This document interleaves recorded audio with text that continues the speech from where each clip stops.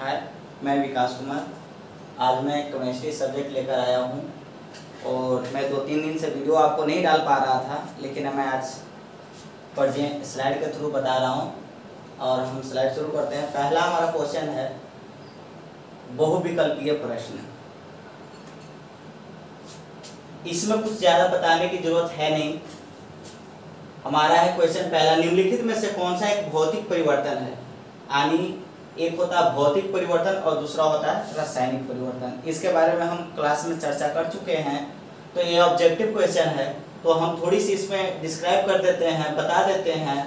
पहला ऑप्शन है जल के क्वथन पर जलवाष्प का बनना, बर्फ के गलन पर जल का बनना, जल के लवण का विलय होना, द्रवित पेट्रोलियम गैस का दहन। सॉरी, मैं क्वेश्चन गलत पढ़ा था, भौतिक परिवर्तन नहीं है, ये क्वेश्चन यहाँ नहीं है। तो इसमें देखेंगे जल के क्वथन पर जलवाष्प का बनना यानी वेपर का बनना क्या होता है, भौतिक परिवर्तन होता है। क्योंकि भौतिक परिवर्तन वैसा परिवर्तन उसे कहते हैं जिसे पुनः दूसरे रूप से पहले रूप में प्राप्त किया जा सके। सिंपल भाषा ये है, यानी जो पहले था उस अवस्था में लाया जा सके उसको भौतिक परिवर्तन कहते हैं। और रासायनिक परिवर्तन वैसा परिवर्तन होता है जो एक बार अपना रूप चेंज कर ले तो पुनः उसे उस रूप में नहीं लाया जा सकता, उसे क्या कहते हैं, रासायनिक परिवर्तन कहते हैं। तो देखेंगे पहला जल का क्वथन पर जलवाष्प का बनना, ये हमारा क्या है, भौतिक परिवर्तन है। बर्फ का गलन, ये भी हमारा क्या है, भौतिक परिवर्तन है। और जल में लवण का विलय होना, ये भी हमारा भौतिक है। और द्रवित पेट्रोलियम गैस का दहन अर्थात एलपीजी, आप लोग सब लोग यूज किए होंगे, गैस का सिलेंडर गैस पे खाना बनाए होंगे, वही है द्रवित पेट्रोलियम गैस अर्थात एलपीजी। इसका राइट आंसर होगा हमारा द्रवित पेट्रोलियम गैस। अगला स्लाइड देखेंगे, देखिए आंसर भी डी है। अगला देखेंगे स्लाइड, निम्नलिखित अभिक्रिया का एक उदाहरण है। देखिए यहाँ अभिक्रिया के कई सारे टाइप्स हैं जो इसी स्लाइड में आगे हम पढ़ेंगे, इसी वीडियो में आगे पढ़ेंगे कि अभिक्रिया कितने प्रकार के होते हैं। तो यहाँ देखिए जैसे बताया गया है, पहला हमारा है प्रतिस्थापन अभिक्रिया, दूसरा है संयोजन अभिक्रिया, तीसरा है उपचयन अपचयन अर्थात ये दोनों को एक साथ रेडॉक्स अभिक्रिया भी कहा जाता है। एक को ऑक्सीडेशन कहते हैं, दूसरे को रिडक्शन कहते हैं। अगला है उदासीनीकरण अभिक्रिया। अब इसमें देखेंगे कौन सा है, ए में पहला चौथा, बी में दूसरा तीसरा, सी में पहला तीसरा और डी में तीसरा चौथा है। तो क्वेश्चन देखेंगे, हमारा ए अमोनिया है, ए हमारा ऑक्सीजन है, क्या बनाता है, एनओ बनाता है और ये जल बनाता है। ये देख रहे होंगे जी जी जी जी, इसका मतलब क्या होता है, थोड़ा इसके बारे में भी पढ़ लेते हैं। जी फॉर गैस यानी गैसीय अवस्था में है, और यहाँ भी हमारा ऑक्सीजन भी क्या है, गैसीय अवस्था में है, ये तो होता ही है। एनओ नाइट्रस ऑक्साइड, ये भी हमारा क्या है, गैसीय अवस्था है। और 6H2O जानते होंगे, ये क्या है, जल है। यहाँ जल लिक्विड अवस्था में नहीं होकर ये भी वेपर फॉर्म में है, ठीक ना, ये भी गैस। इसको देखना कौन सा उदाहरण है, तो इसमें देखना कौन अभिक्रिया का उदाहरण है। इसमें देखेंगे प्रतिस्थापन, रेडॉक्स और उपचयन अपचयन। इसका राइट आंसर है, इसका राइट आंसर हमारे पास सी है। देखेंगे सी पहला और तीसरा, प्रतिस्थापन और रेडॉक्स अभिक्रिया है। ये हमारा राइट आंसर क्या हो जाएगा, सी राइट आंसर होगा। अगला देखेंगे, इसमें दी हुई अभिक्रिया के निम्नलिखित में से कौन सा कथन सत्य है। देखिए ट्रू फॉल्स करना है, देखेंगे कौन क्या है। तो यहाँ देखिए एफी क्या होता है, लोहा, ये सॉलिड रूप में है, H2O गैसीय रूप में है। यहाँ O4 सॉलिड रूप में है, और H2 यानी हाइड्रोजन, ये भी हमारा गैसीय रूप में है। तो पहला इसमें ऑप्शन है आयरन धातु ऑक्सीकृत हो रही है। ये क्या है, आयरन धातु यानी Fe, इसका लैटिन नाम होता है फेरस, जल अपचयित हो रहा है। अगला है जल अपचायक के रूप में कार्य कर रहा है, और अगला है ऑक्सीकारक के रूप में कार्य कर रहा है, कौन, जल। तो इसमें देखेंगे फिर 4 ऑप्शन है, ए बी सी डी। इसमें दिया हुआ पहला में पहला दूसरा तीसरा, ये ऑप्शन देखेंगे और इसका राइट आंसर हमारा देखिए पहला आयरन धातु ऑक्सीकृत हो रही है, और फिर क्या हो रहा है, जल अपचयित हो रहा है। अपचयित का मतलब रिड्यूस हो रहा है। अगला है सी और चौथा जल ऑक्सीकारक के रूप में कार्य कर रहा है, अर्थात इसका राइट आंसर हमारा क्या होगा, सी होगा। इस प्रकार से देखेंगे अगला स्लाइड। निम्नलिखित में से कौन सा प्रक्रम उष्माक्षेपी है? देखिए यहाँ भी दो प्रकार के रिएक्शन होता है, एक उष्माक्षेपी और एक उष्माशोषी। ये दोनों को मैं थोड़ा डिस्क्राइब कर दे रहा हूँ। उष्माशोषी किसको कहते हैं और उष्माक्षेपी किसको कहते हैं, मैं शॉर्ट में बताना चाहूंगा। उष्माक्षेपी जिस वैसा रिएक्शन जिसमें उष्मा की उत्पत्ति हो उसको क्या कहते हैं, उष्माक्षेपी कहते हैं। और एक वैसा अभिक्रिया जिसमें उष्मा की आवश्यकता पड़ता है, उष्मा देना पड़ता है, उसको क्या कहते हैं, उष्माशोषी अभिक्रिया कहते हैं। तो देखेंगे इसमें पहला बिना बूझे चूने के साथ जल की अभिक्रिया, सॉरी यहाँ एरर हो गया, अभिक्रिया है, अभिक्रिया कंसीडर करेंगे। अगला है एक अम्ल का तनुकरण। तनुकरण मतलब क्या होता है, जैसे आप एक शरबत बनाते हैं तो उसमें चीनी की मात्रा यदि जितना ज्यादा बनाते हैं उतना ज्यादा मीठा होता है। तो उस प्रकार से तनुकरण यानी पतला करना। जैसे एक एग्जांपल में आप देख सकते होंगे, आटे का घोल बनाइए तो ज्यादा गाढ़ा है, यदि उसमें आप थोड़ा पानी और मिलाएंगे तो पतला होगा, और पानी मिलाएंगे तो और पतला होगा, और पानी मिलाएंगे तो इस प्रकार से तनुकरण यानी पतली, इसको कह सकते हैं पतला करने का मतलब। अम्ल का तनुकरण यानी उसको पतला करने का मतलब है। यहाँ जल का वाष्पीकरण, वेपोराइजेशन, ये तो पता ही है। कपूर क्रिस्टलों का ऊर्ध्वपातन। ऊर्ध्वपातन एक ऐसी विधि है जो सॉलिड को बिना लिक्विड में बदले ही गैसीय रूप में कन्वर्ट होना ऊर्ध्वपातन कहलाता है, और एक कपूर में पाई जाती है, और 2-3 पदार्थ है उसमें पाई जाती है।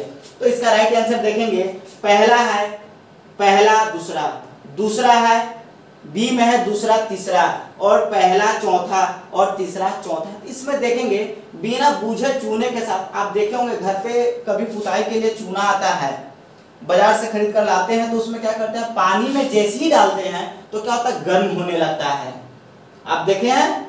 और एक और देखेंगे जल अम्ल का तनुकरण, और ये भी बताया होगा केमिस्ट्री में कि कभी भी एसिड में डायरेक्ट पानी नहीं डाला जाता है, किसी दीवार के सहारे डाला जाता है। क्यों नहीं डाला जाता है अम्ल में? यदि डायरेक्ट पानी डालेंगे तो क्या होगा, रिएक्शन करके वो वहां एक्सीडेंट बड़ा या छोटा रूप में वो ले सकता है, इसलिए उसको दीवार के सहारे डाला जाता है। तो अर्थात पहला दूसरा ऑप्शन सही है। तो इसमें देखेंगे पहला दूसरा कहाँ है, पहला ऑप्शन में है पहला दूसरा, अर्थात राइट आंसर हमारा होगा ए। अगला स्लाइड देखेंगे, ये थोड़ा बड़ा क्वेश्चन है, इसको देखेंगे। अम्लीय परमैग्नेट का क्या होता है सूत्र, KMnO4, याद रखेंगे।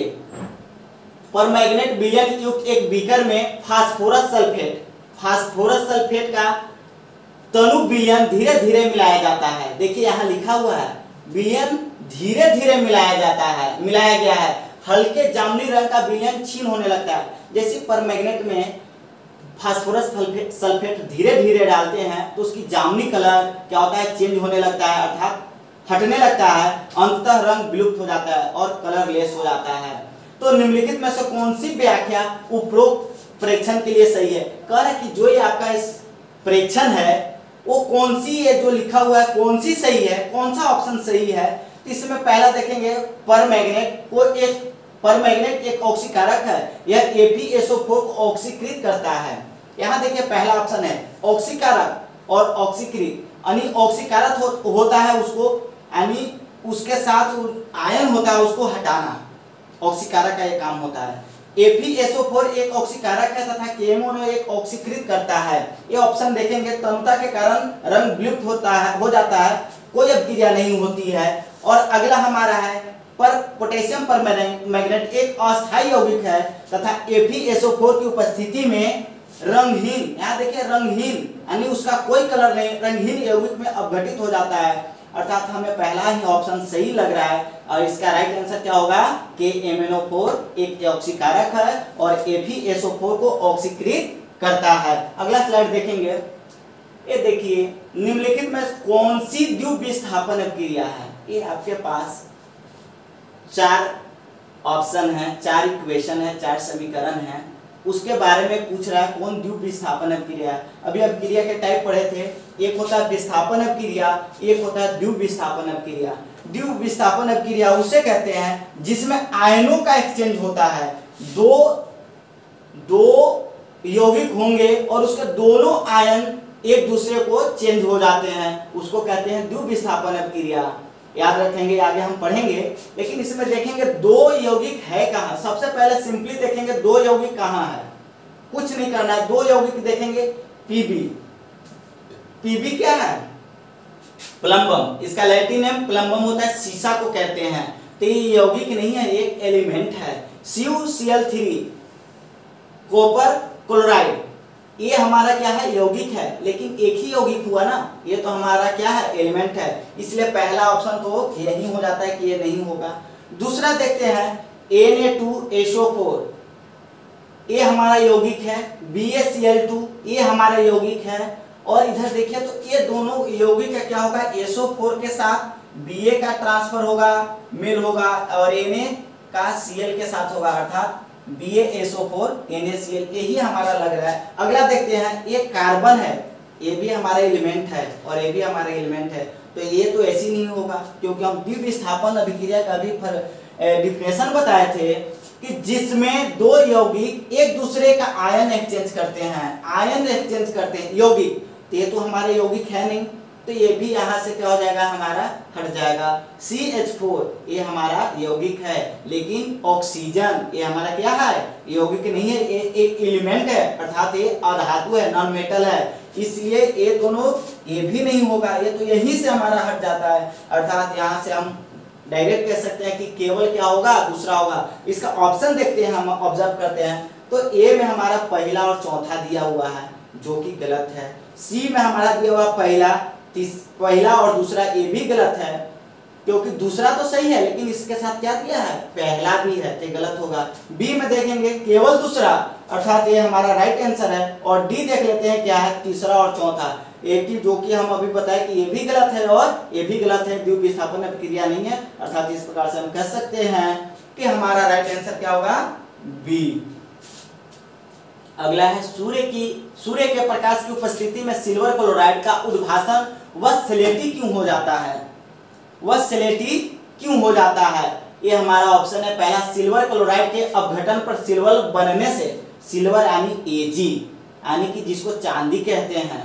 अगला है दूसरा, सिल्वर क्लोराइड के ऊर्ध्वपातन। ऊर्ध्वपातन अभी ध्यान में आया होगा, हम बताए थे ऊर्ध्वपातन पिछले स्लाइड में क्या होता है? ठोस से डायरेक्ट गैस में कन्वर्ट होता है, उसको ऊर्ध्वपातन कहते हैं। तीसरा ऑप्शन है सिल्वर क्लोराइड के क्लोरीन गैस में विघटन से। अगला है सिल्वर क्लोराइड के ऑक्सीकरण से। और तीसरा क्या है?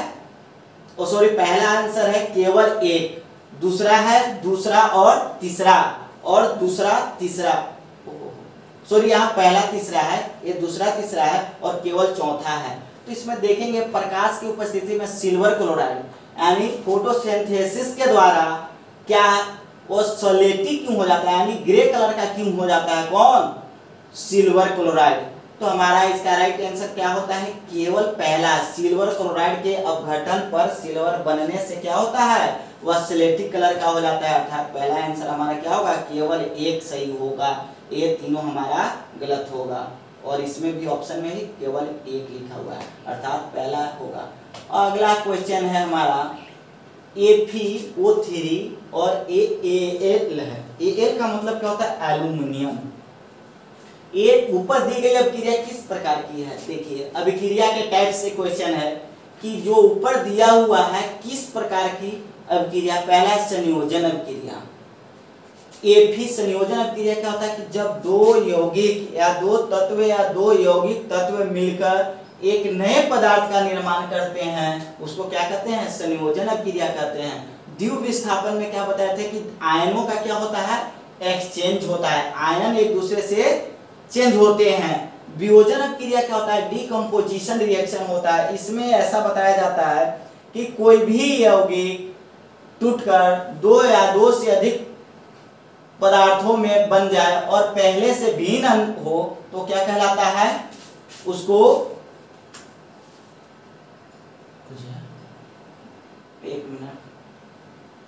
भिन्न प्राप्त होता है, उसको वियोजन अभिक्रिया कहते हैं। विस्थापन अभिक्रिया यानी हम बताए थे कि जब उसका आयन दूसरे के साथ एक्सचेंज हो, यानी उससे अधिक मजबूत तत्व उसके साथ उसके आयन के साथ रिएक्शन करे उसको क्या कहते हैं, विस्थापन अभिक्रिया कहते हैं। इसका राइट आंसर अभी यहाँ देखेंगे इसमें ना तो ये देखिए यौगिक है लेकिन ये हमारा तत्व है, यह यौगिक है लेकिन ये हमारा एलिमेंट है, इसलिए द्वितीय विस्थापन तो नहीं होगा, संयोजन नहीं होगा, वियोजन यानी एक पदार्थ से कई पदार्थ नहीं बन रहे हैं। ये राइट आंसर इससे हमारा बनता है कि विस्थापन अभिक्रिया ही होगा। अगला है लौह चूर्ण पर तनु हाइड्रोक्लोरिक अम्ल। तनु हाइड्रोक्लोरिक अम्ल, हाइड्रोक्लोरिक अम्ल का आप फार्मूला जानते होंगे, HCl होता है। क्या होता है? HCl। और लौह चूर्ण यानी लोहा, लोहा पर तनु हाइड्रोक्लोरिक अम्ल डालेंगे तो क्या होगा? इसका पहला आंसर है हाइड्रोजन गैस और आयरन क्लोराइड बनता है। इसका पहला ऑप्शन दिया है, ऑब्जेक्टिव क्वेश्चन है कि हाइड्रोजन गैस और आयरन क्लोराइड बनता है। दूसरा है क्लोरीन गैस एवं आयरन हाइड्रोक्साइड बनता है। अब अगला है कोई अभिक्रिया नहीं होती है और डी है हमारा कि आयरन लवण एवं जल बनता है। इसका हमारा राइट आंसर पहला ही है हाइड्रोजन गैस और आयरन, सॉरी यहाँ दो लिखा गया है, और भी लिखा गया है और एवं भी लिखा गया, एक ही कंसीडर करेंगे। हाइड्रोजन गैस और आयरन क्लोराइड बनता है। राइट आंसर हमारा ए होगा। अब देखिए ये रोचक तथ्य है जो आपको स्लाइड पे मैं एक एक करके दिखा रहा हूं, आप देखिए और उसको नोट कर लीजिएगा। स्लाइड सर शुरू कीजिएगा। यहां देखिए एक चीज मैं बता रहा हूं, ये थोड़ा मतलब इंपॉर्टेंट है, मैं बता दे रहा हूं, डील करता रहा हूं। रासायनिक अभिक्रिया के दो भाग होते हैं। जब हम कोई भी इक्वेशन लिखते हैं, समीकरण लिखते हैं रसायन में, केमिस्ट्री में, तो उसके दो भाग होते हैं। पहला होता है अभिकारक, दूसरा होता है उत्पाद। इंग्लिश में कहें तो पहला होता है रिएक्टेंट और दूसरा होता है प्रोडक्ट। तो कैसे लिखा जाता है उसे मैं बता दे रहा हूं कि तीर के जो दाहिने साइड होता है, यानी तीर के साइड में होता है, जिधर एरो मारा होता है, वो क्या कहलाता है? उत्पाद कहलाता है। और तीर के जो अभिक्रिया में भाग लेता है उसको क्या कहते हैं? अभिकारक कहते हैं। मैं यहाँ डिफाइन भी कर दिया हूँ, वे पदार्थ जिनमें रासायनिक अभिक्रिया के द्वारा रासायनिक परिवर्तन होता है अभिकारक कहलाते हैं। जो अभिक्रिया में भाग लेते हैं वो क्या कहलाते हैं? अभिकारक। और अगले स्लाइड पे होगा हमारा उत्पाद के बात है। जैसे अभिक्रिया के दौरान नए बनने वाले पदार्थ क्या कहलाते हैं? अभिकारक कहलाते हैं। देखिए इस प्रकार से स्लाइड को देखते जाइए एक करके।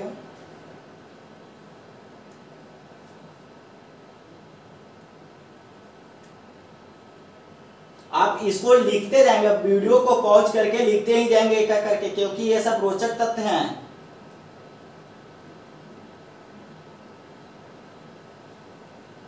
एक चीज यहाँ और इम्पोर्टेंट चीज है कि प्रत्येक तत्व के परमाणुओं की संख्या तीर के दोनों ओर समान होते हैं।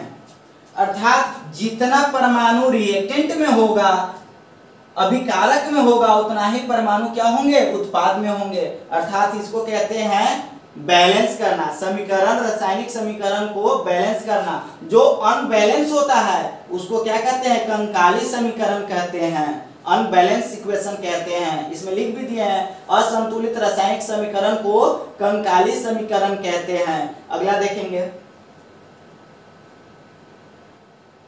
यहाँ एक देखेंगे हमारा द्रव्यमान संरक्षण का नियम है जो आप टेक्स्ट बुक में पढ़े थे। किसी भी रासायनिक अभिक्रिया में द्रव्यमान का ना तो सृजन होता है, उत्पत्ति होता है, और ना ही विनाश होता है। तो इससे हमें पता चलता है कि जब हम कोई भी रासायनिक समीकरण लिखेंगे तो उसका जो अभिकारक का वजन होगा और जो हमारा लास्ट फाइनल प्रोडक्ट मिलेगा, उत्पाद मिलेगा, दोनों का वजन क्या होंगे?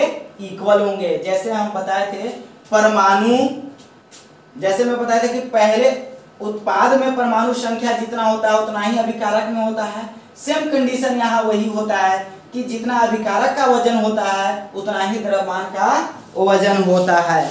अगला स्लाइड सर्च करेंगे।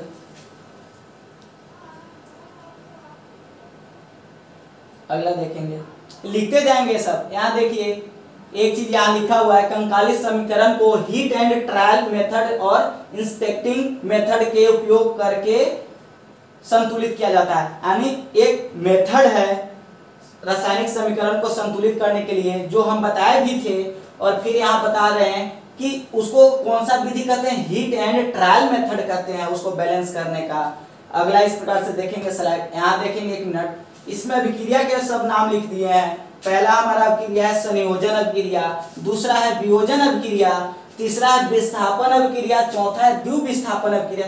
ये हमेशा कंफ्यूजन रहता है कि विस्थापन को ही द्विविस्थापन कहते हैं, तो ये दिमाग से निकाल देंगे दोस्त, क्योंकि विस्थापन अलग है अभिक्रिया और द्विविस्थापन अलग है। इसके बारे में हम अभी पिछले कुछ स्लाइड पहले हम बताए थे कि द्विविस्थापन में आयन का एक्सचेंज होता है, और जब दो यौगिक आपस में रिएक्शन करते हैं तो ही द्विविस्थापन अभिक्रिया पॉसिबल हो पाती है, और उसके आयन एक दूसरे का एक्सचेंज होते हैं। लेकिन विस्थापन अभिक्रिया में क्या होता है, दो यौगिक ना एक यौगिक और एक तत्व भी उसके साथ एक्सचेंज कर लेते हैं, अर्थात कहते हैं कि जो अधिक शक्तिशाली होता है तो उसके आयन के साथ वो दोस्ती कर लेता है, जो कमजोर पड़ता है वो बाहर निकल जाता है। ये हमारा क्या है, विस्थापन अभिक्रिया है। और एक और अभिक्रिया, थोड़ा पीछे ही करेंगे सर, इसमें एक और अभिक्रिया आता है उपचयन और अपचयन, जो कि हम बताए थे कि उपचयन और अपचयन को एक साथ क्या कहा जाता है, रेडॉक्स अभिक्रिया कहा जाता है। क्या कहा जाता है, रेडॉक्स अभिक्रिया। और हमेशा एग्जाम में पूछा भी गया है, लगातार इसको पूछा जाता है कि उपचयन और अपचयन अभिक्रिया क्या है, अर्थात ऑक्सीडेशन और रिडक्शन, और ये दोनों को साथ में कहा जाता है रेडॉक्स अभिक्रिया, रेडॉक्स रिएक्शन। और ये सभी रासायनिक अभिक्रिया के प्रकार हैं, जो अभी लिखे ये सब रासायनिक अभिक्रिया के प्रकार हैं। अगला स्लाइड करेंगे, यहाँ देखेंगे संक्षारण और विकृति गंधिता उपचयन और अपचयन अभिक्रिया। उपचयन अभिक्रिया के प्रभाव के कारण होते हैं। एक चीज थोड़ा इसके बारे में पढ़ेंगे कि गंध विकृत गंधिता क्या है। जब अभी गर्मी का मौसम, कुछ दिन पहले गर्मी का मौसम था, बहुत ज्यादा गर्मी का जब पड़ती है तो क्या होता है, जो मॉर्निंग में हमारे यहाँ खाना बनता है वो दोपहर के जेवी 2-3 बजते हैं, उस समय तक हमारा भोजन क्या होता है, उसका टेस्ट खराब हो जाता है और उसका कलर भी डिसकलर हो जाता है, अर्थात वही क्या आता है, विकृता गंधिता कहते हैं, यानी फूड पॉइजनिंग। ऐसे भोजन को हम करेंगे तो क्या होगा, फूड पॉइजनिंग होती है। अगला है संपूर्ण रासायनिक अभिक्रिया अभिकारक और उत्पाद और उनके भौतिक दशाओं को संकेतों में दर्शाता है, अर्थात रासायनिक अभिक्रिया क्या होता है, रासायनिक समीकरण रासायनिक अभिक्रिया को एक संकेत के रूप में दर्शाता है। देखिए यहाँ संयोजन अभिक्रिया का क्या दिया हुआ है, डिफिनेशन दिया हुआ है कि संयोजन अभिक्रिया में दो या दो से अधिक पदार्थ मिलकर एकल या नया उत्पाद बनते हैं, उसको क्या कहते हैं, संयोजन अभिक्रिया कहते हैं। अगला है जिस अभिक्रिया में ऊर्जक अवशोषण होता है वह ऊष्माशोषी अभिक्रिया कहलाता है, जो कि हम पहले ही आपको हम स्लाइड में बता चुके हैं। और क्षेपण अभिक्रिया, इसमें क्या होता है, एक मिनट रोकेंगे सर। और क्षेपण अभिक्रिया क्या होता है, प्रेसिपिटेशन रिएक्शन, जिसको इंग्लिश में क्या कहते हैं, प्रेसिपिटेशन रिएक्शन कहते हैं। इंग्लिश लिखना मैं भूल गया हूं, लेकिन मैं बोल दे रहा हूं, प्रेसिपिटेशन होता है। इसमें क्या होता है कि जब कोई भी रिएक्शन होता है, रासायनिक अभिक्रिया होती है, तो क्या होता है कि अवक्षेप के रूप में तली में बैठना, क्या होता है, अवक्षेप, उसको प्रेसिपिटेट कहते हैं। अवक्षेप जैसे कहते हैं, जैसे आप मिट्टी और पानी का घोल बनाते हैं गिलास में, तो देखे होंगे कांच के गिलास में आप करके ये प्रयोग देखेंगे कि उसको मिला दीजिए और कुछ देर के लिए स्थिर रख दीजिए गिलास को, तो क्या होता है, तली में धीरे धीरे कर मिट्टी बैठ जाता है, तो उसको क्या कहते हैं, अवक्षेप के रूप में उस प्रकार से रिएक्शन में बैठ जाता है, उसको अवक्षेप कहते हैं। और अवक्षेप को इस प्रकार के नीचे की ओर तीर द्वारा दिखाया जाता है, इसको क्या कहते हैं, अवक्षेप। और जब तीर ऊपर की ओर होगा तो उसको क्या कहते हैं, गैस, यानी वो गैस निकल रहा है, उसको गैसीय स्टेट कहते हैं। और इसमें देखेंगे द्विविस्थापन अभिक्रिया में, अभी हम कुछ देर पहले इसको बार इसको बताया कि द्विविस्थापन अभिक्रिया क्या है, कि दो भिन्न अणुओं या अणुओं के समूह में आयन का चेंज होता है। क्या होता है, आयन का एक आपस में आदान प्रदान यानी एक्सचेंज होता है, यही डिफिनेशन है। अगला है अभिक्रिया में, देखिए एक चीज यहाँ देखेंगे, अभिक्रिया में पदार्थों से ऑक्सीजन या हाइड्रोजन का योग या ह्रास होता है। जो भी रिएक्शन होते हैं तो उसमें ऑक्सीजन या हाइड्रोजन का या तो योग होगा, योग का मतलब संयोग होगा, या ह्रास मतलब वहां से निकलेगा। तो देखिए यहाँ एक चीज है, उपचयन अपचयन का यहाँ डिफिनेशन हम बता दे रहे हैं, लिखा हुआ है कि ऑक्सीजन का योग अथवा हाइड्रोजन का ह्रास, अर्थात वैसा रासायनिक अभिक्रिया जिसमें हाइड्रोजन जुटता है, सॉरी ऑक्सीजन जुटता है और हाइड्रोजन क्या होता है वहां से निकलता है, उसको क्या कहते हैं, ऑक्सीकरण कहते हैं। अर्थात हमेशा एग्जाम में पूछा जाता है, ऑक्सीकरण न पूछ करके पूछता है उपचयन क्या है, और इसी में बच्चे बार बार फंसते हैं कि उपचयन तो सर पढ़ाए नहीं थे, हम तो पढ़े हैं ऑक्सीकरण और सर पढ़ाए थे इंग्लिश में ऑक्सीडेशन, लेकिन ये नया वर्ड उपचयन कहाँ से आता है, तो याद रखेंगे ऑक्सीकरण ही क्या है, उपचयन है, अपचयन सॉरी उपचयन है, ऑक्सीकरण ही उपचयन है, इसको इंग्लिश में ऑक्सीडेशन कहते हैं। अगला है ऑक्सीजन का ह्रास अथवा हाइड्रोजन का योग अपचयन कहलाता है, यानी यहाँ से अवकरण कहलाता है। अपचयन को क्या कहते हैं, दूसरे हिंदी में मैं लिखना भूल गया, इसमें भी इसको अवकरण कहते हैं। क्या कहते हैं इसको, अवकरण। इसको इंग्लिश में रिडक्शन कहते हैं। अपचयन को इंग्लिश में क्या कहते हैं, रिडक्शन कहते हैं। आप लिख लेंगे इस बात को कहीं नोट में, वीडियो स्टॉप करके। अगला देखेंगे, जब कोई तत्व किसी यौगिक से किसी दूसरे तत्व को विस्थापित करता है तो विस्थापन अभिक्रिया कहलाता है। अभी देखिए बहुत देर पहले से ही हमें इसके बारे में बता रहे थे कि जब कोई तत्व या यौगिक से रिएक्शन करके उसके तत्व को विस्थापित करता है, उसके एक एलिमेंट को विस्थापित करता है, उससे जो मजबूत होता है उससे उसके साथ दोस्ती हो जाती है और उसको हटा दिया जाता है, उसी को क्या कहते हैं, विस्थापन अभिक्रिया कहते हैं। इसमें आपको क्लियरली लिखा हुआ है। अगला है विस्थापन अभिक्रिया में, उसी के बारे में यहाँ दिया हुआ है। जैसे एक एग्जाम्पल दिया हुआ है कि आयरन जिंक और कॉपर को विस्थापित कर देता है। आयरन जिंक को और कॉपर को विस्थापित कर देता है। क्यों विस्थापित करता है, क्योंकि आयरन कॉपर और जिंक से अधिक रिएक्टिविटी है। आप देखे होंगे आपके टेक्स्ट बुक में दिया है रिएक्टिविटी, सक्रियता श्रेणी दिया होगा, और सक्रियता श्रेणी में के अर्थात पोटेशियम, जिसको लैटिन नाम कैलियम कहते हैं, सबसे शीर्ष पर है, और सबसे नीचे आपको क्या होगा, एयू अर्थात औरम, उसको लैटिन नाम क्या है, औरम, और उसको हिंदी में क्या कहते हैं, सोना कहते हैं, गोल्ड कहते हैं। तो सबसे कम सक्रिय कौन हुआ, सोना, और सबसे अधिक सक्रिय कौन हुआ, पोटेशियम, जिसको के से कहते हैं। पिछला स्लाइड करेंगे सर।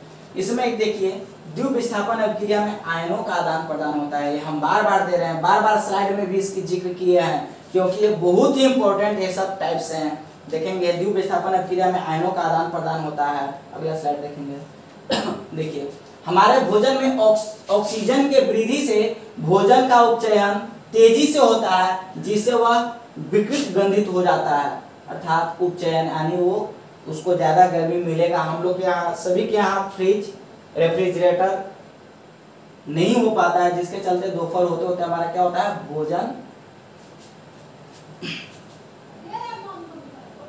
देख लेंगे स्लाइड में लिखा हुआ है, ये डिफिनेशन है। थोड़ा सा स्लाइड आगे करेंगे, पीछे हो गया बहुत। हम इसका डिटेल्स भी बता दिए थे। विकृत गंधित पदार्थों का गंध और स्वाद बदल जाता है। अर्थात हम ये भी बताए थे कि उसका कलर भी चेंज हो जाता है और उसका टेस्ट भी, और उसका स्मेल जो होता है वो भी खराब हो जाता है। कब, जब वो भोजन हमारा पदार्थ खराब हो जाता है तब। ये हमारे रोचक तथ्य थे। अब हमारा देखेंगे कुछ महत्वपूर्ण प्रश्न है जो देखेंगे। क्वेश्चन है, ये बार बार क्वेश्चन में पूछा जाता है, संतुलित रासायनिक समीकरण क्या है, रासायनिक समीकरण को संतुलित करना क्यों आवश्यक है। ये इसमें बताया गया है कि रासायनिक समीकरण को संतुलित क्यों करना चाहिए। तो इसका डी लिखा हुआ है, हम डी लिखे हैं, कोई आंसर लिखे हैं कि जब अभिकारक और उत्पाद दोनों तरफ के प्रत्येक तत्व के परमाणु की संख्या समान हो तो ऐसे समीकरण को संतुलित रासायनिक समीकरण कहते हैं। द्रव्यमान संरक्षण के नियम को संतुष्ट करने के लिए रासायनिक समीकरण को संतुलित किया जाता है। देखिए, तो इसमें आपको आंसर भी मिल गया होगा कि रासायनिक समीकरण को संतुलित क्यों करना चाहिए, क्यों आवश्यक है। तो देखिए यहाँ लिखा हुआ है कि द्रव्यमान संरक्षण के नियम को संतुष्ट करने के लिए, यानी कि उसको सेटिस्फाइड करने के लिए हमें रासायनिक समीकरण को संतुलित करना पड़ता है। और तो देखिए यहाँ बहुत आगे हो गया था, ठीक है। देखेंगे निम्न कथनों को, क्वेश्चन नंबर 2 है, निम्न कथनों को रासायनिक समीकरण के रूप में लिखकर संतुलित कीजिए। यहाँ देखेंगे नाइट्रोजन हाइड्रोजन गैस से अभिक्रिया कर अमोनिया बनाता है, पहला हमारा है। दूसरा है हाइड्रोजन सल्फाइड। हाइड्रोजन सल्फाइड क्या होता है? H2S। ये गैस वायु में दहन होने पर जल एवं सल्फर डाइऑक्साइड बनाता है। क्वेश्चन मैं पढ़ रहा हूं, अगला स्लाइड पे हम इसका आंसर देंगे। एल्युमिनियम सल्फेट के साथ अभिक्रिया कर बेरियम क्लोराइड बनाता है। बेरियम क्लोराइड और एल्युमिनियम क्लोराइड एवं बेरियम सल्फेट का अवक्षेप देता है। अवक्षेप अभी कुछ देर पहले हम बताए थे अवक्षेप क्या होता है, जो रिएक्शन के फलस्वरूप जो हमारा तली में यानी अवक्षेप के रूप में बैठ जाता है उसी को क्या कहते हैं? अवक्षेप कहते हैं। यानी जो तली में रहता है पदार्थ उसको अवक्षेप कहते हैं। ठीक है। पोटेशियम धातु, पोटेशियम धातु अभी बताए थे पोटेशियम, जिसका लैटिन नाम क्या होता है? कालियम होता है। उसका सिंबल क्या होता है? के होता है, जो सबसे अधिक सक्रिय होता है। हम अभी बताए थे, इसकी जिक्र किए थे पिछले स्लाइड में, उसी का है। पोटेशियम धातु जल के साथ, जल यानी H2O के साथ अभिक्रिया करके पोटेशियम हाइड्रोक्साइड एवं हाइड्रोजन गैस देता है। हाइड्रोजन गैस अर्थात गैस क्या है? ऊपर की ओर होगा। यहाँ देखेंगे पिछले स्लाइड में था हाइड्रोजन और नाइट्रोजन, ये हमारा हाइड्रोजन है। H2 हमारा क्या? हाइड्रोजन है। N2 हमारा नाइट्रोजन है। क्या बनाया? अमोनिया बनाया। ठीक है। अगला H2S हम बताए थे हाइड्रोजन सल्फाइड और ऑक्सीजन के साथ यानी वायु की उपस्थिति में जब रिएक्शन होता है तो जल और सल्फर डाइऑक्साइड बनाता है, जो कि हमने इसमें पिछले क्वेश्चन में पिछले स्लाइड पर पढ़े थे। अगला था बेरियम क्लोराइड। बेरियम Ba मतलब बेरियम और Cl क्लोरीन है तो क्लोराइड। बेरियम क्लोराइड और Al2SO4 एल्युमिनियम सल्फेट। यहाँ देखिए एक चीज है, SO4 लिखा हुआ है, उसको कोष्ठ में देकर 3 दिया हुआ है। इसका मतलब इसका वैलेंसी इसके साथ ट्रिपलेट हुआ। वैलेंसी आप समीकरण लिखने के लिए पढ़े होंगे, बताया गया होगा कि इसका वैलेंसी इसके वैलेंसी के साथ तिरछा तिरछी गुना पर लिखा जाता है। तो इसमें देखेंगे कि SO4 था तो इसका वैलेंसी दोनों को कैसे लिखेंगे, इसलिए दोनों को हॉल करके लिख दिया है। इसको जब नीचे लिखा रहता है तो उसको क्या पढ़ते हैं? 3 लिखा है तो हॉल थ्राइस होता है। यदि 2 रहता है यहाँ 3 के जगह 2 होता है तो उसको क्या पढ़ते हैं? ट्वाइस पढ़ते हैं। तो यहाँ देखेंगे 3 है तो थ्राइस पढ़ेंगे। AlCl3 और BaSO2 ये हमारा होगा। अगला था पोटेशियम और हाइड्रोजन। पोटेशियम और जल जब रिएक्शन करता है तो KOH बनाता है, पोटेशियम हाइड्रोक्साइड, और जल हाइड्रोजन की उत्पत्ति होती है, हाइड्रोजन गैस निकलता है। इसमें देखिए आपको नाम लिखा हुआ है, इसमें सबका मैंने जो टफ था उसको नाम लिख दिया हूँ। इस स्लाइड से लिख लेंगे अमोनिया, हाइड्रोजन सल्फाइड जो कि पिछले बार हम बता चुके हैं, एल्युमिनियम सल्फेट, ये बेरियम सल्फेट है हमारा, और यहाँ क्या है? पोटेशियम हाइड्रोक्साइड है, KOH। ये हमारा क्या है? क्या इसको कहते हैं? क्षार है। अगला स्लाइड देखेंगे। निम्न अभिक्रियाओं को संतुलित रासायनिक समीकरण लिखिए। संतुलित रासायनिक समीकरण लिखना है। जो भी हमारा स्टेटमेंट के रूप में लिखा हुआ है इसको क्या करना है? संतुलित रासायनिक समीकरण देना है। तो इसको देखेंगे, पहला है कैल्शियम हाइड्रोक्साइड। कैल्शियम हाइड्रोक्साइड याद करेंगे। कैल्शियम, कैल्शियम का क्या होता है? Ca होता है, हाइड्रोक्साइड CaOH होगा, का होल ट्वाइस होगा। कार्बन डाइऑक्साइड CO2 और कैल्शियम कार्बोनेट और जल बनता है। हमारा पहला ये है। तो उसको इसमें हल देख लेते हैं। लिखा हुआ स्लाइड में लिखा हुआ है कि CaOH का होल ट्वाइस है, ये हमारा कैल्शियम हाइड्रोक्साइड है, एक्वस लिक्विड फॉर्म में है। अगला कार्बन डाइऑक्साइड जी फॉर्म क्या है? गैसीय फॉर्म में है। हम इसकी चर्चा पहले स्लाइड में भी कर चुके हैं। CaCO3 ये हमारा क्या है? सॉलिड फॉर्म में है, ठोस रूप में है। और H2O हमारा L है लिखा हुआ, इसको आई नहीं समझेंगे, L है, ठीक है ना? ये लिक्विड फॉर्म में है हमारा। अगला हमारा क्वेश्चन है, पहला का ये हमारा रिएक्शन हो गया, समीकरण लिख दिए। दूसरा है जिंक, तो Zn जिंक हो गया। Silver nitrate, silver nitrate AgNO ये एक्वस फॉर्म में है, ये सिल्वर नाइट्रेट। जिंक, अगला हमारा जिंक नाइट्रेट आता है ZnNO3, और अगला है सिल्वर Ag सिल्वर को क्यों कहा जाता है? उसको तो S से कुछ कहना चाहिए था, लेकिन याद रखेंगे एजी उसका लैटिन नाम है, अर्जेंटम होता है। सिल्वर का लैटिन नाम क्या होता है? अर्जेंटम होता है। कुछ तत्वों का लैटिन नाम द्वारा सूचित किया जाता है।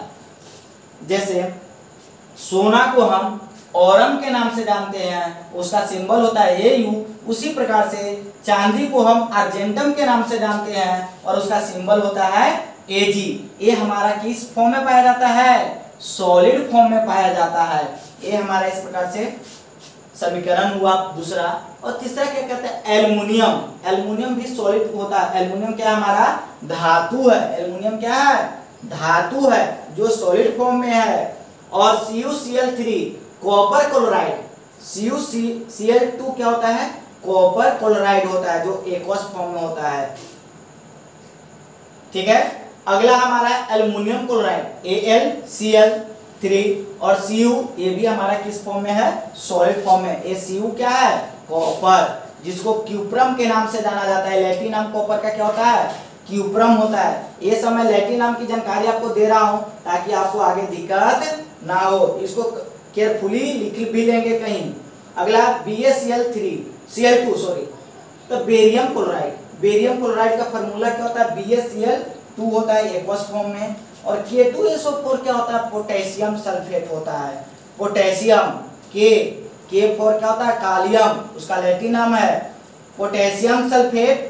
और ये हमारा बेरियम सल्फेट है। और एक KCl, ये हमारा क्या है? एक्वस फॉर्म में होता है, पोटेशियम क्लोराइड होता है।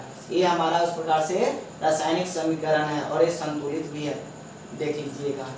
अगला हमारा क्वेश्चन है ऊष्माक्षेपी एवं ऊष्माशोषी अपक्रिया का क्या अर्थ है? उदाहरण दीजिए। यानी ये हमें यहाँ पहले तो हम ऊष्माक्षेपी और ऊष्माशोषी पहले स्लाइड में आपको बताए थे, लेकिन यहाँ उसका देखिए डिफिनेशन भी हमने लिखा है और उसके एग्जाम्पल के साथ भी आपको दिखाया है। लिखा है वे अपक्रिया जिसमें उत्पाद के बनाने पर ऊष्मा मुक्त होती है, अर्थात जिसमें हीट मिलता है, कुछ ऊष्मा निकलती है, उस अपक्रिया को क्या कहते हैं? ऊष्माक्षेपी अपक्रिया कहलाती है। यहाँ थोड़ा लिखने में एरर हो गया है, थोड़ा कंसीडर आप लोग करेंगे, ऊष्मा ही लिखा हुआ है, पूरा सा हो गया है। तो देखेंगे यहाँ कि जब कार्बन ऑक्सीजन से अपक्रिया करती है, रिएक्शन करती है, तो कार्बन डाइऑक्साइड और ऊष्मा हमें प्राप्त होती है। तो ऐसी अपक्रिया क्या हुआ? ऊष्माक्षेपी अपक्रिया हुआ। ये हमारा देखिए C2H6O6, ये क्या है? ग्लूकोज है। जब ये हमारा पूरा रिएक्शन नहीं है, थोड़ा इधर है, जैसे हम आपको बता दे रहे हैं। इसको इस रिएक्शन को हटा देंगे, वे अपक्रिया देख लेंगे कि वे अपक्रिया जैसे हम ऊष्माक्षेपी में आपको एक और बताया था। क्या बताया था? कि जब कैल्शियम कार्बोनेट यानी घर पे जो चूना लाते हैं पुताई के लिए, पेंटिंग के लिए, तो उसमें जब पानी में डालते हैं तो जब कैल्शियम हाइड्रोक्साइड पानी से जब रिएक्शन करता है तो वहाँ बहुत मात्रा में ऊष्मा उत्पत्ति होती है, गर्म हो जाता है। रिएक्शन करके हमें पुताई करने का एक सॉलिड ठोस पदार्थ लिक्विड मिलता है। तो वो भी हमारा क्या था? ऊष्माक्षेपी था। और अगला है वे अपक्रिया है जिसमें उत्पाद के बनाने पर ऊर्जा अवशोषित होती है। हम पिछले स्लाइड में बताए थे कि ऊष्माशोषी अपक्रिया किसको कहते हैं? जो ऊष्मा को अवशोषण करे, ऊष्मा ऑब्जर्व करे, जिसको रिएक्शन कराने के लिए ऊष्मा की जरूरत पड़ती है, उसको क्या कहते हैं? ऊष्माशोषी अपक्रिया कहते हैं, ऊष्माशोषी कहते हैं। ये आपके पास यहाँ FeSO4 सॉलिड फॉर्म में है, तो उसको जब रिएक्शन के बाद क्या मिलता है? FeO3 और SO2 गैस रूप में मिलता है, SO3 हमारा गैस के रूप में मिलता है। तो ये हमारा क्या है? ये हमारा क्या है? ऊष्मा। अगला देखेंगे कि श्वसन को ऊष्माक्षेपी अपक्रिया क्यों कहते हैं। हमारा क्वेश्चन है श्वसन, जो हम सांस लेते हैं, जो श्वसन क्रिया करते हैं, उसको ऊष्माक्षेपी अपक्रिया क्यों कहते हैं। तो देखे होंगे कि ठंडे के मौसम में जब हम श्वास लेते हैं और श्वास किसी मिरर पे जाकर ऐसे करते हैं तो उस पर क्या होता है? वेपर बन जाता है, वाष्प बन जाता है। और हमारे शरीर का टेम्परेचर हमेशा मेंटेन रहता है, यानी हमारा शरीर गर्म रहता है। इससे हम कह सकते हैं क्या कि हम जो भोजन करते हैं और ऑक्सीजन जाता है हम लेते हैं, तो वहाँ हमारा भोजन को पचाने में एक अभिक्रिया होती है, उसको क्या कहते हैं, ऊष्माक्षेपीय अभिक्रिया कहते हैं। जैसे इसमें लिखा हुआ है, पाचन की क्रिया के समय भोजन हमारे शरीर में उपस्थित ऑक्सीजन के साथ मिलकर ऊर्जा मुक्त करती है, हमारे शरीर की कोशिकाओं को ऊर्जा देती है, हमारे शरीर की कोशिका को क्या देती है, ऊर्जा मिलती है। अतः श्वसन एक ऊष्माक्षेपीय अभिक्रिया है। ये हमारा देखिए यहाँ रिएक्शन है, ये हमारा भोजन है, और जब ऑक्सीजन लेते हैं श्वसन के रूप में और हमारे शरीर के अंदर जाता है तो क्या निकलता है, कार्बन डाइऑक्साइड मिलता है और कुछ वेपर निकलता है। यहाँ जल नहीं, पानी नहीं निकलता है। यहाँ हमारा श्वसन के बाद क्या होता है, उसके साथ भाप, इसको वाष्प कह सकते हैं। H2O क्या है हमारे यहाँ, वाष्प है, और ऊर्जा के रूप में ऊर्जा मिलता है, और वहां से क्या मिलता है, ग्लूकोज मिलता है। अगला हमारा है क्वेश्चन कि सोडियम हाइड्रोजन कार्बोनेट एंटासिड का एक संगठन क्यों होता है। तो देखिए हमारा लिखा हुआ है, जब कभी आप देखे होंगे कि कभी पार्टी में आप अत्यधिक भोजन कर लेते हैं, कोई तेलीय वस्तु खा लेते हैं, तो आपके पाचन क्या होता है, डाइजेस्टिव सिस्टम थोड़ा प्रॉब्लम करता है, डाइजेस्ट नहीं कर पाता है, और गैस जैसी लगता है कि हमारे शरीर में गैस बन रहा है। तो वही गैस को नष्ट करने के लिए सोडियम हाइड्रोजन कार्बोनेट एक एंटासिड, यानी जो गैस हमारे अंदर बन रहा है उसको मारने के लिए, उसको हटाने के लिए ये इसका प्रयोग किया जाता है, इसलिए उसको उदासीन कर देता है एसिड को। तो लिखा भी है क्योंकि सोडियम हाइड्रोजन कार्बोनेट एक क्षारीय है और हमारे शरीर में क्या बना, गैस बना, अम्ल बना, क्या बना, अम्ल बना, और ये हमारा सोडियम हाइड्रोजन कार्बोनेट क्या है, क्षार है। जब अम्ल क्षार बनेगा तो उदासीन तो होगा ही। आपको तो ऑलरेडी पता है कि जब अम्ल क्षार से क्रिया करता है तो लवण और जल की उत्पत्ति होती है। तो वही है, यहाँ हमारे शरीर में गैस बना हुआ था, एसिड था, और तो हम क्या लिए, सोडियम हाइड्रोजन कार्बोनेट एक क्षारीय पदार्थ लिए।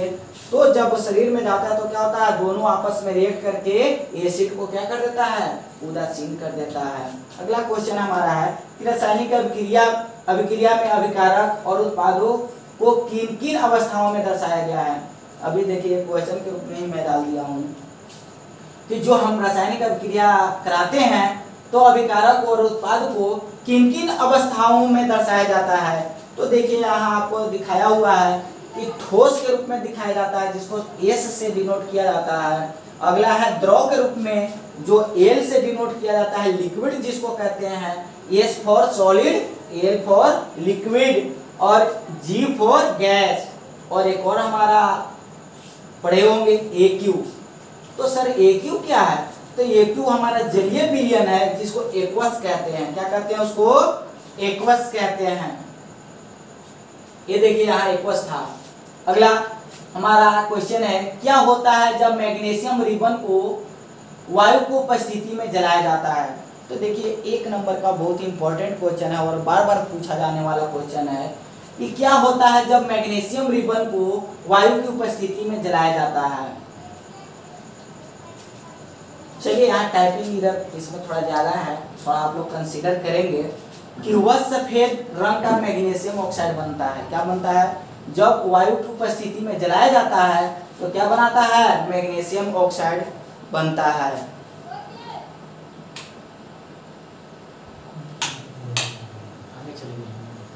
चलिए एक और क्वेश्चन है, कोई दिक्कत नहीं है। देखिए यहाँ क्वेश्चन फिर से वही क्वेश्चन आ गया कि श्वसन को ऊष्माक्षेपीय अभिक्रिया क्यों कहते हैं, कारण दीजिए।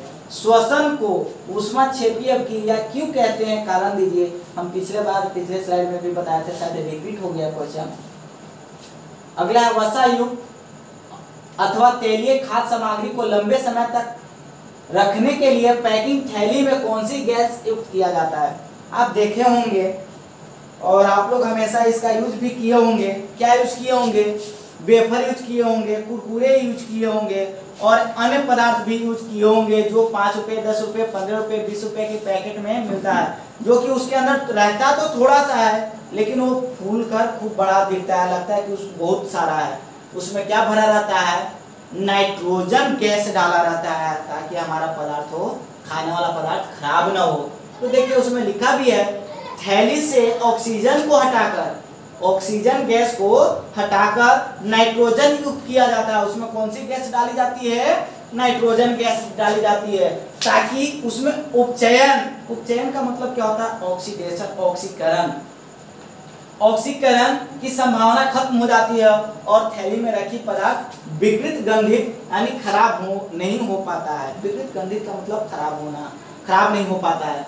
देखिए एक क्वेश्चन और है, उसी से रिलेटेड है कि वसा युक्त अथवा तेलीय खाद्य पदार्थ सामग्री को उपचयन से उनमें कौन से गुण आ जाते हैं? उपचयन क्या होता है? उपचयन, उपचयन यानी ऑक्सीडेशन, ऑक्सीजन से रिएक्शन करना।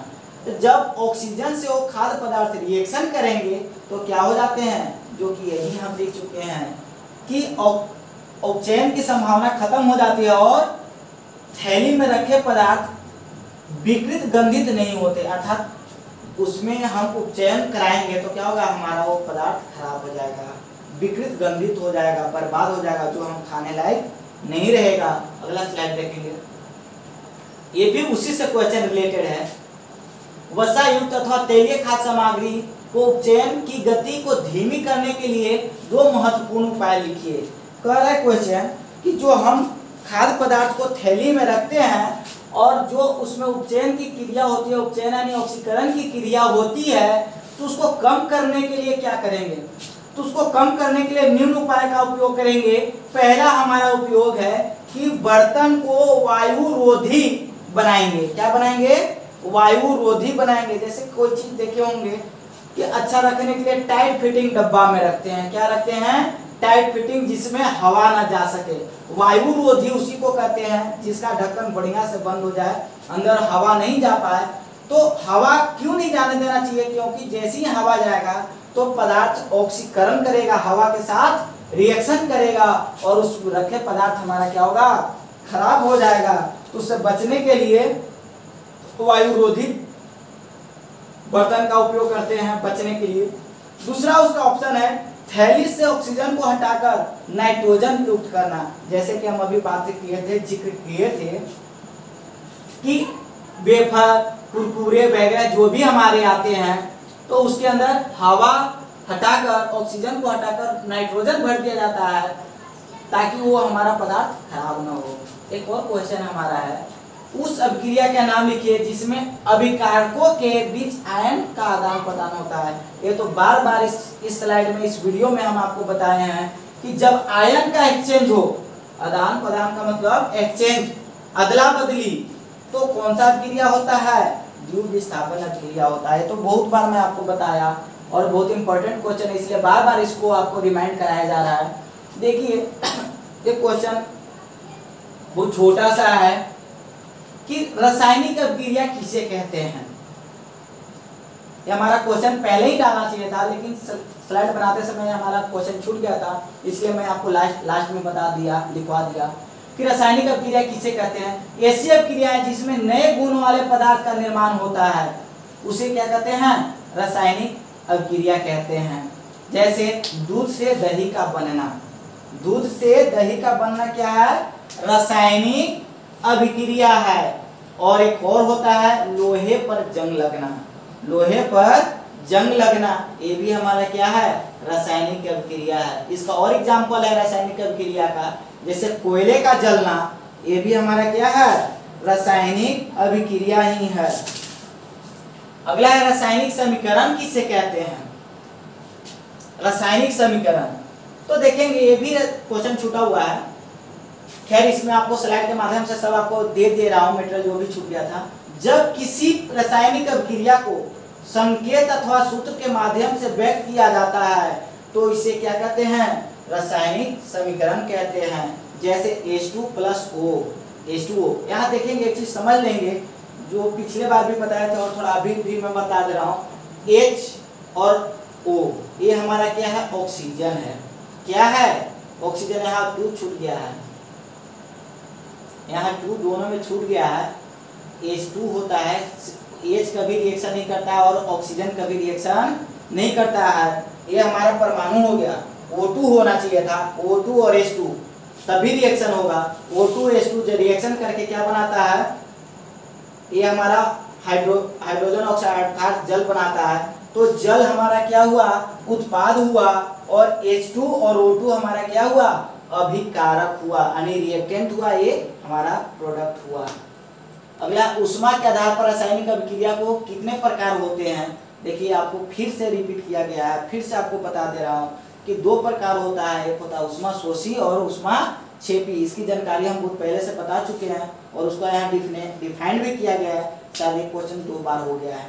अगला स्लाइड देखेंगे सर। ऊष्मा क्षेपी को देखिए यहाँ भी वही डिफिनेशन लिखा हुआ है, संयोजन अभिक्रिया।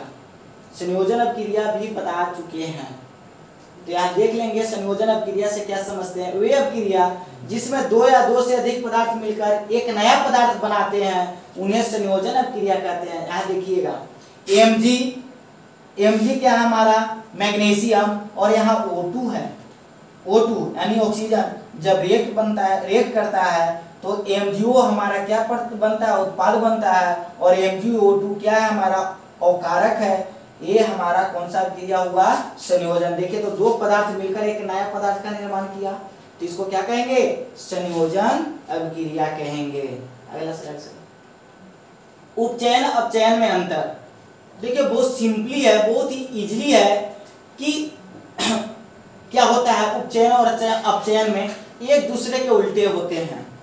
उपचयन और अपचयन एक दूसरा का उल्टा होता है, यानी बिल्कुल उल्टा होता है। देखिए एक में ऑक्सीजन की वृद्धि होती है तो दूसरे में ऑक्सीजन की ह्रास होती है।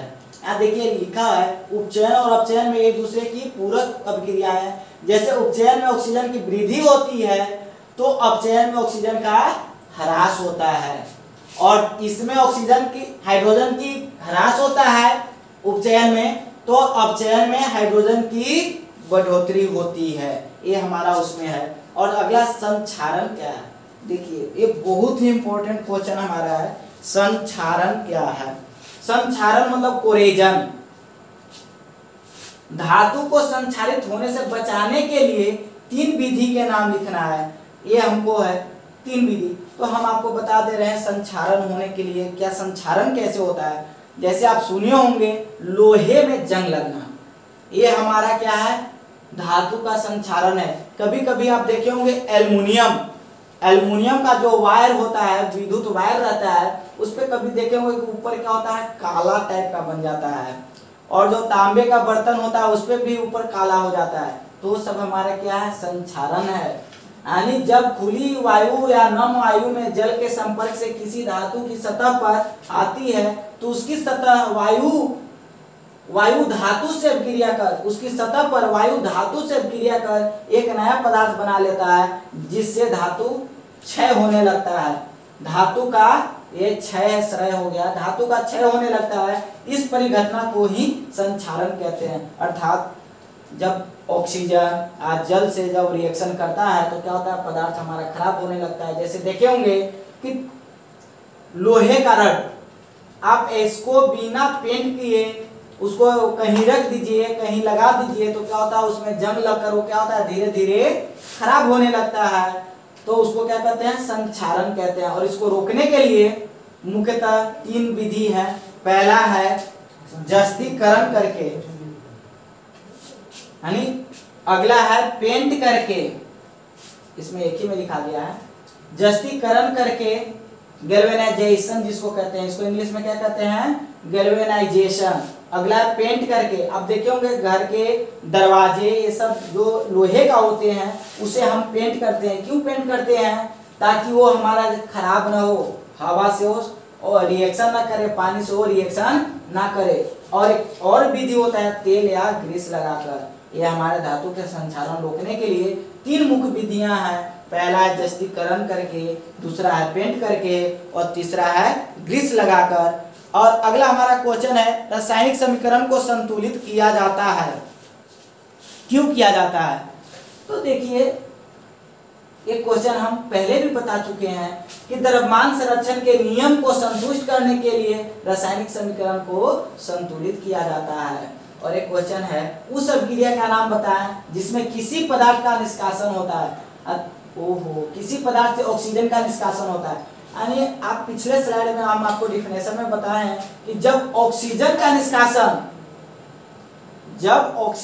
निष्कासन तो अवकरण, और जब ऑक्सीजन का संयोग तो ऑक्सीकरण।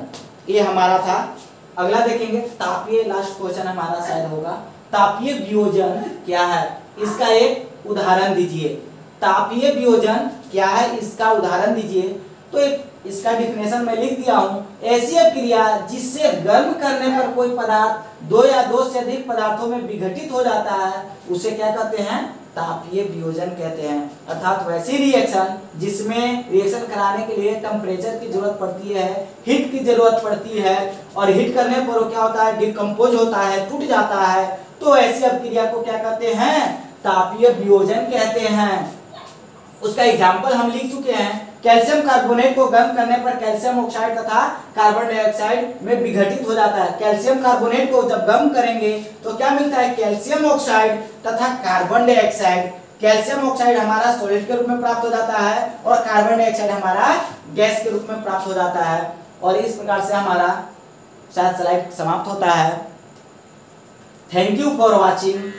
यदि हमारा ये वीडियो अच्छा लगे तो कमेंट, शेयर, लाइक और सब्सक्राइब करना ना भूलें।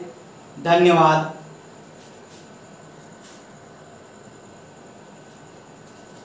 लास्ट में गड़बड़ा देना सब चलिए